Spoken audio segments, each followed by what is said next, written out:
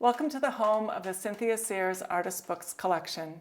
Today I have 3 beautiful artist books that I'm sure will delight you. Each tells a story in a unique way with a bit of ambiguity and a lot of mix and match. Mare Blocker has been making artist books for over 30 years. She's a storyteller and educator. She owned a bar in Jerome, Arizona in the 90s called The Spirit Room. Her artist books are nearly everywhere that collect artist books. She's a Seattle native, but don't let that fool you.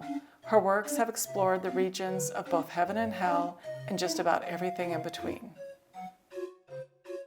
This book is titled Hell's Carousel, the merry-go-round of bad behavior. In Hell's Carousel, Blocker is doing what she most often does, taking events from real life and transforming them into book form. In the process, she conveys satire, enchantment, fun times, and a deep love for friends and community, or in this case, all of the above. A carousel is a ride in an amusement park, but it is also a book structure. Carousel books open in a circle and you are presented with views in sections. Hell's Carousel is the only carousel book I've ever seen with this fold-out page that locks the section in a fixed way. Blocker is full of functional tricks and details that make her work unique. Many of Mare Blocker's pieces have a self-portrait. The red hair is usually the giveaway. Between each section, she has painted text that both amuse and advise. This one says, "Heaven for climate, hell for company." The characters are loosely based on people she knew and a series of events from when she owned the bar in Jerome, but it could be any of us, anywhere. This page reads, "The patterns of your behavior reveal the devil's methods." And in case you haven't noticed, devil is lived backwards. Realistic, disguised, and made-up faces are attached to colorful, fantastical bodies, each one attached to a pole. Take note, the only freestanding figure is the redhead at the beginning.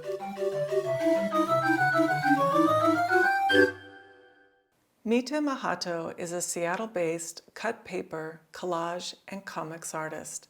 She holds a PhD in English literature and is a widely published and award-winning career educator. Mahato says she is drawn to loss and processing grief. Because of this, she is called to the transformative qualities of discarded and lost papers, as well as papers that have exceeded their initial use value. This is titled Patterns. Mita Mahato describes Patterns as a comics poem with oddball creatures built from cut paper, dresses, and traditional collage technique. Together, they explore the life and cultural patterns that shape us and break us. Mahato's collages were digitally printed and sewn down the middle with a sewing machine. The background is cut from old sewing patterns. Mahato has created frames within the cutout pages. Then she disrupts the traditional confinement of the comic frame by expanding her characters and their word bubbles. These are oddballs. They do not conform. Her oddball creatures are made from human and non-human animal parts, as well as heads and limbs made from stop signs, pickle forks, a pickaxe, and more. These suggest to me both interconnectedness and discomfort. The text begins, "Hello, repeat after me. I am what I seem, I am what I seem." And then, say it again. There is a play on the word seem, S-E-E-M, which also appears as its homonym, S-E-A-M, on the pattern paper background with its assembly instructions and seam lines. The creature's words are a declaration they are hiding nothing. They also force me to confront the judgments I think, but don't say. One of my favorite creatures is this tiger-headed one toward the end. Its arms are hoofed, so I assume they are from a horse or cow. Each time I turn to this page, I think this one appendage is reaching for those scissors. The scissors have moved from the background paper instruction symbol to a foreground tool. It makes me wonder, for just a moment, if all these creatures made themselves. Perhaps they cut and assembled their parts from different patterns, but all from paper. An idea of connectedness without loss of individuality. Are they repeating mindlessly, "I am what I seem," or are they declaring themselves, "This is who I am"? Who is telling whom to stop? Stop what? This is a challenge to me, the reader, to pay attention. The tiger-headed, hoof-handed being is repeating, "I am, I am, I am, I am." It's a creature that refuses to be unheard, unseen, unbelieved. With this thought, I turn to the last page and the last word. Hello. It's a word of acknowledgement, of seeing. It takes us back to the hello at the beginning. The words "repeat after me, I am what I seem," now read more like a call and response at a gathering of misfits, those who don't belong anywhere else but with each other. Lois Morrison graduated with an MFA in 1965 and has been making fabulous works of art ever since. Prints, soft sculptures, quilts, artist books, and more. Her work is in museums from the Tate Gallery in London to the San Francisco Museum of Modern Art, and luckily here too at the Bainbridge Island Museum of Art. This book is titled Chimera and a Quandary of Angels. It's a scroll made primarily from hand-sewing scraps, swatches, and swaths of material together. Details are added with applique and embroidery.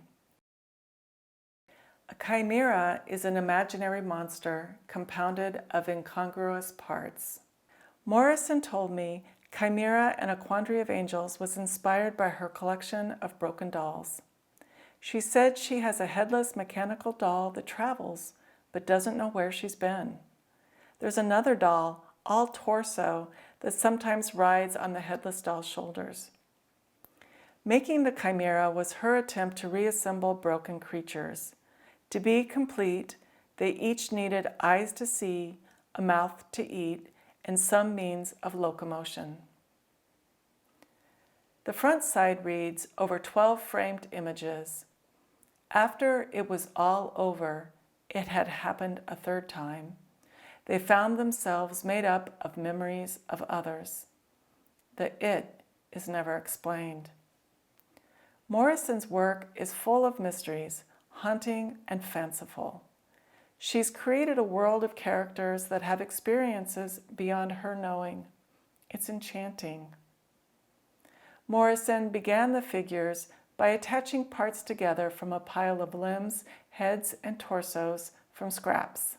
By the 12th or so creature, she had to start cutting whole figures up to patch the broken ones. She told me she came to feel this dismembering was a cruelty and she would never do it again. The back side of the scroll is covered with various kinds of angels. Do the babies know? It reads. I asked Morrison, know what? Morrison either doesn't know or won't tell. The angels are in a quandary, and now so am I. The angelic side of this book is not all heavenly. Some angels are confused, others are oblivious, and the blue ones Morrison sews in the text are playing taps on their trumpets. Some of these angels are a little scary looking. I much prefer the side of the chimera. I can't be sure what the chimera are meant to feel or know. There are some droopy eyes and a human head with a six-legged elephant body. But there is also a rabbit face wearing a bonnet I recognize from somewhere long ago. Here and there, I see a familiar hand or fingers. The memories of others that make up these chimera could be Morrison's, probably not, but they might be yours or mine. Thank you for watching Artist Books Unshelved.